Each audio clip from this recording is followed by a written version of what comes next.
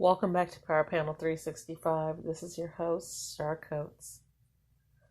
Um, Today, I want to talk to you all about um, what is happening now. And reports have been made on the status and the health of Black people when it comes to this coronavirus. Now, one thing that I recently talked about amongst a group of people was rejoicing over the fact that other races are dying over this. And there were some people that were part of some of the camps, and I ain't gonna say the camps' names and stuff, but they understand and realize biblical things. And yeah, you may be by uh, the branch or blood or whatever, but you still got to come by faith. So, faith through grace, or grace through faith is what's going to get you there. Anyway, people were rejoicing that people were dying from this, and making fun and saying, look at the heathens and look at the Gentiles and how they're dying. And I kept saying, y'all better stop saying stuff like that, because it could very easily happen to Black people. And of course, look what is happening now. But bottom line is, even me being in the nursing field, I can understand if you have an immune system, you're going to be at risk. Bottom line, if your body functions the same way as everybody else's, you're going to be at risk. If you have eyes and ears and a nose and a throat, or mouth, excuse me, let's say it like that. And if you have lungs and other internal organs, you're going to be at risk as well. Now, especially if you're at an unhealthy state. So, I came across an article that stated, as of Tuesday, Black people made up of 33% of cases in Michigan and 40% of deaths, despite being just 14% of the state's population. In Milwaukee County, Wisconsin, where Blacks represent 26% of the population, they made up almost half of the county's 945 cases and 81% of its deaths, according to a ProPublica report. In Illinois, Black people made up 42% of fatalities, but make up only 14.6% of the state's population. In Chicago, the data is even graver. Black people represent 68% of the city's fatalities and more than 50% of cases, but only make up 30% of the city's total population. In the South, the numbers are also grim. In Louisiana, Black people accounted for more than 70% of the deaths in a state's population that is about 32% Blacks, about 33, then 70% of the deaths in a state's population that is about 33% Black. About 33% of the state's 512 deaths as of Tuesday morning have occurred in Orleans Parish, where Black people make up more than 60% of the population, where 29% of people living in poverty, according to the 2018 census data.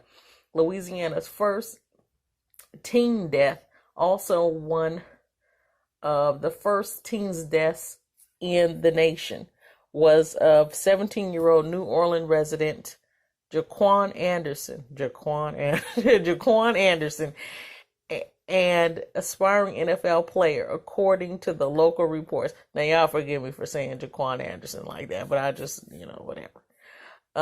Anyway, some of the reasonings behind why people are dying, especially those of color,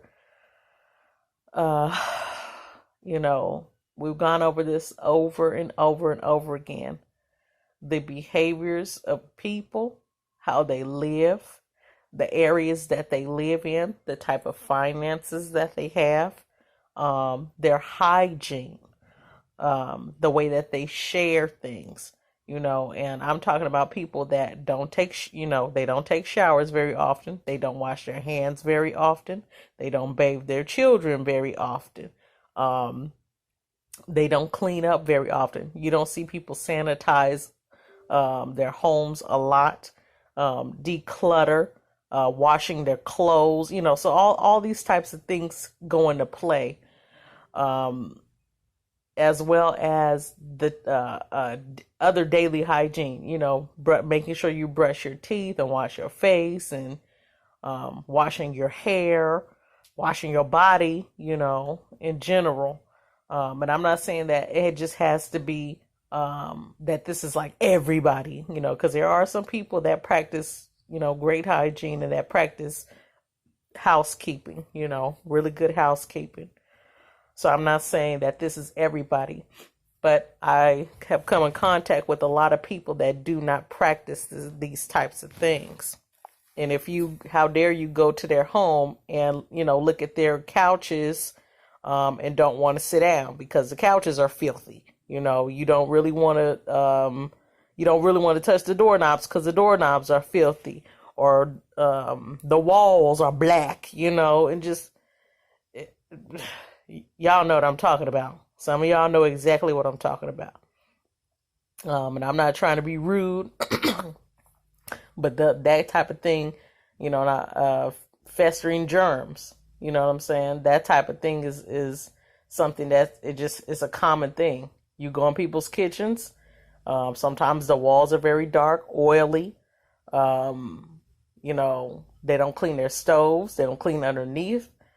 They don't clean out the refrigerator. So, all these different things come into play of why people are getting sick rapidly, or why they're dying. And we just talked about recently, practicing hand washing. People go and run to the bathroom and go out and begin to cook and, do all kinds of things. And people don't think about that. A lot of times they go use the bathroom, go and lay back right back in the bed, or go sit on their furniture or something like that. And those type of habits, that will get you sick as well. And I'm not bagging on nobody again. I ain't saying no specific names, but y'all know that there are people out there that are like that. Sharing drinks, sharing things, that whatever you smoking on, I don't care what it is. Y'all know y'all be sharing, you know what I'm saying?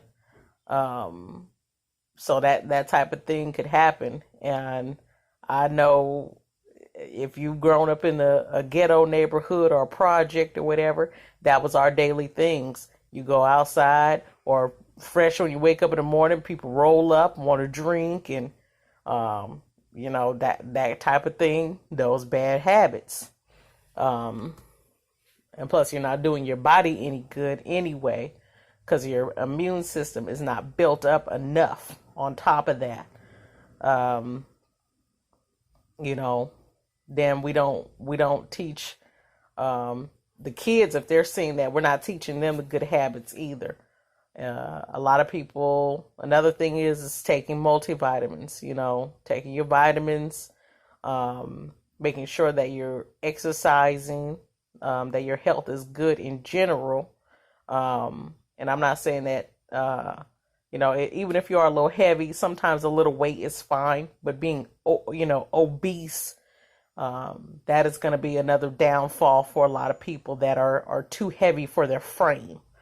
Because there's nothing wrong with having a little weight on you. But if you're too heavy for your frame, for your bone structure, that causes a lot of issues on you as well. Feet swelling up, and ankles, your ankles and everything, your hands and your wrists swelling, which come with other things, other diagnoses, such as diabetes and arthritis and, oh my gosh, high blood pressure, hypertension, you name it, it's probably going to affect you in the long run. Those that have cardiovascular issues, and have had cardiac arrest. And my husband was just saying today, he was like, my grandmother, the way she cooked, she had 7 heart attacks, but she still kept eating the way she wanted to eat. Now, we know that a lot of high sodium and high sugar based foods, a lot of fat, a lot of things that clog up the arteries, is not healthy for us. And I'm not saying that a person can't eat what they want to. Yes, eat it in moderation. You know what I'm saying? And if you can make healthy choices, make healthy choices. And speaking of healthy choices, another thing within our neighborhoods, black neighborhoods, we always see liquor store, a lot of mom and pop stores. So a lot of times when we decide where we're going to go to get food, and if a mom and pop store is the only thing in your neighborhood, you're going to be buying up a lot of junk, because it's predominantly advertised to those that are within that neighborhood, and they know if the neighborhood is a low income based neighborhood or a poverty based neighborhood, they know that the customers are going to buy up, all that candy and junk and, some of those high sodium foods, old meat, you're not going to be getting a whole lot of produce. And it just all depends on where you live. Now, some people I have heard that have to travel, to another city to go and get food. And then that's another problem too. A lot of people don't have the finances to get a car or to keep a car and keep up on the maintenance of a car. So that's another downfall. Now, we all know a lot of these things. And a lot of times it takes people a long time, but I know I know people right now that are 50 years old, don't have a place to live, don't have an ID, and don't have a driver's license. And that's by their choice. They've had a good 50 years of living, and they had the chance and opportunity to get up and go and get what they need to get, but they don't have enough drive or enough sense to get up and get those kind of things. So it's taking people a while, and I'm not going to say just a 50-year-old, because I know people that are 25, 30, 35, 40, 45 and still don't have those things, or they're barely just coming into it. So some of these things do play a role. There's some people that don't even have a bus pass. So let me say it like that too.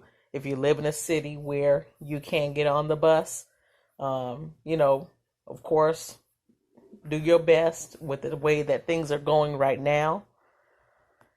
Home cooked meals would be your best bet.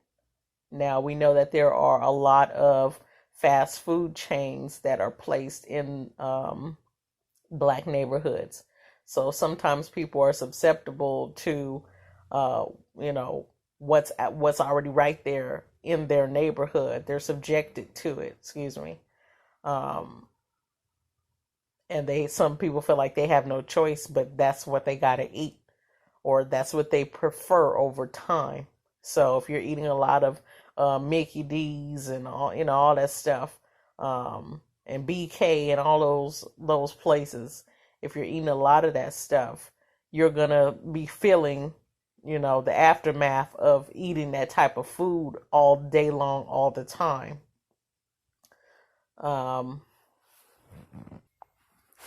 Jobs, the type of jobs that we have. I was just, explaining to my husband, and even vice versa. We talk about things all the time. But I was just telling him, I'm like, honey, look at all the people that are at the front face of the low end jobs. Who's doing that janitorial work, who's doing the housekeeping. Especially in hospitals, these people are subjected to germs, disease, and trash. Filth all the time. Even those that are working in low end jobs in any industry that you name. Whoever's on the bottom has the really dirty jobs. You know, and it's really sad. There's a guy I really like from back in the day. I think he had a show called Let's Do the Dirty Jobs or something dirty jobs or whatever. It was a white guy anyway, but he would go from place to place, and he would go to the recycling, to uh, the where the garbage men work, where the septic guys work. You know, he would go to those very low end job places. They were paying the people all right, you know, depending on where they were. I think he was traveling like more towards New York or something when he was doing that footage. But anyway, um, some of the guys were making a decent amount of money, but they were subjected to some really nasty, filthy jobs, you know, just to make ends meet. They took the jobs that they knew nobody else would take. And then trying to pay that rent, it was extremely high over there, trying to pay their mortgage. Um, but anyway, a lot of the workers, when you would see him filming towards the back side of the camera, it would be a lot of black workers. And I figured if this is the only thing that these people can get, these types of jobs when they're trying to get their foot in the door, you know, what are you going to do if you have to start off at $10, $11? And then some people, just imagine, some of those people were starting off at $7 and 7.50. And then even before then, making $5.50 an hour. You know what I'm saying? And even it's laughable, but you know, when you start off a job, some people, like, you know, in the 80s, they were making $5.50, you know, and being subjected to that kind of job up until, uh, you know, this day. Just for instance, because there are some people that will try to hold a job for that same job for 30, 40 years just so they can retire well. Um, but that's another thing, you know, the types of jobs that we get. Um, so and then right now you have people that are subjected to having to clean up and sanitize every so many hours when these people come into, you know, business meetings and these other types of corporations. When they're still keeping their businesses up and rolling, you have people that are subjected to having to come in and sanitize. So they're risking their lives over and over and over again. Even in the hospitals, you know, having a hospital or any type of medical field job, excuse me, right now you are at risk. And I'm not saying you're gonna be getting paid low level wages, because some of us make very decent money, and some of us make over the top decent money. So I'm not gonna say that doesn't play a role, um, but I know in general the types of lifestyles that we live on a daily can affect us. The types of things that we do can affect us. And medical care plays a good role, depending on the type of insurance that you have, the type of coverage, the type of care. So sometimes some people are turned away based upon that. There are people that don't even have insurance at all, never even applied for it, even if it's free, like Medi-Cal or something. They just, um, they're treated differently when they go into hospitals. Black people versus white people's medical treatment. So that plays a role as well. I'm not gonna say that that doesn't. That is definitely another thing.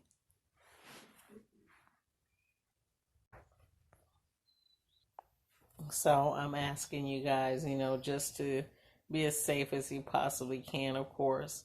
And another tip, you know, reusing your gloves and reusing your mask. A lot of people have been telling me like, oh, I've been spraying my mask with Lysol spray, and I've been spraying down my gloves with Lysol spray. And I am like, oh my gosh.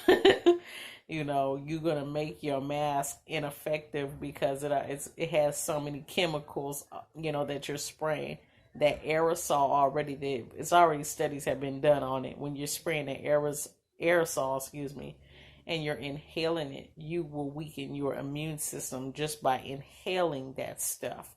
Really, if you're gonna Lysol spray something down, you really should cover your face, um, or do your best not to be getting a big, large whiff of that stuff. Wherever you're sanitizing, spray, maybe turn on a fan or close the door and just, kind of let it dry out and air down before you go in there and take a big whiff. Um, that's just a helpful tip, to you guys. Then I had someone tell me, oh, I don't have enough sanitizer, so I've been using Clorox bleach and spraying it on my hands when I'm going out. And I'm like, oh my God. Please wash your hands. I'm like, please, for God's sake, wash your hands. So I was talking to someone, and they were saying, all types of things that they were trying to figure out what to do because they were getting low. And I gave them some very helpful tips, as far as what to do if he ran out of this or that or that or this. And it was very helpful to him because I'm like, you're going to be bleaching your hands and your clothes, and if you're in a car with that bleach, you're going to be bleaching your seats. Oh my gosh. And it's going to be costing you more than you want to cost you. And then in the long run, you shouldn't be getting that chemical on your hands like that anyway. A lot of people that's why they tell you to dilute it with that water. Not only dilute it with the water, if you're going to be cleaning with it, wear some protective gear on your hands, wear some gloves. And I'm be honest with, for me, I'm like, this is so frustrating even for me because I'm seeing people, especially black people. I'm not saying other races don't matter because they do, but I'm like, black people, I'm like, y'all are at a disadvantage, especially in low poverty areas. There was a young lady, I was inside of Walgreens. This was a couple weeks back. And I had just, came from out of town. I was standing in line, getting ready to buy my stuff. This black lady comes running, black girl, excuse me, comes running in the Walgreens and she screams out to the people, y'all ain't got nothing to clean up with? And they're like, yeah, whatever we got on the shelf, that's what we got, da da da. And so then she was like, y'all ain't got no top ramen. I can't find no top ramen nowhere. She was really angry because she couldn't find some top ramen. And I'm over here looking at her like, I said, something about the another store or whatever that she could have went to. And she said, well, I have some bleach. I'm over here like, girl, do you know how many people be mad at you trying to kill you right now for bleach? There are people, and that was at the time when things are just flying off the shelf. So there was, nothing really. And I was like, well, you gonna be all right, you got some soap and water and some bleach. I mean, you're gonna have to do what you gotta do and dilute it, of course. But she wasn't satisfied with that. And then, top ramen, I told her, I'm like, don't you know that there's other food out here? She's like, well, I got kids. Well, can't you cook for those kids? Do they have to eat top ramen? So, she was like, well, I guess I could, make something. I'm like, yeah, because just because they're home don't mean that they don't need a more nutritional meal than top ramen. And I feel like top ramen is a good emergency meal to have. I'm not going to say that it's not. It's quick, it's easy. You can get your hot boil, use some hot water, throw it on there, or put, some people put it in the microwave. Um, Although on the cup it does say do not do not microwave, but some people do it anyway, or they crunch up the little packets and put it in a bowl. But anyway, it made me so sad because I was like, the way that she looked when she ran in the store, hair all over the place and wrapped up and clothes just all, stuff on her face. I'm not just looking like, my God, man, this right here has tore some people up. Um, Even going into areas that we generally serve uh, for Power Panel 365, even those areas are suffering right now. And we try to do a mobile food service, and even that's like difficult because you gotta practice social distancing with your 6 feet of space, and it's like, oh my gosh. But it's terrible because you're still seeing people that don't have enough. If an emergency type of thing happens, they're not fully prepared for an emergency. um, so uh, it is it's terrible. But the one thing that I ask, before I end, is for you guys to stay safe and um, try to think before you make any types of decisions, especially something that could be vital for life. Take this more serious, and may the Lord be with all of us. um, and thank you for tuning in to Power Panel 365.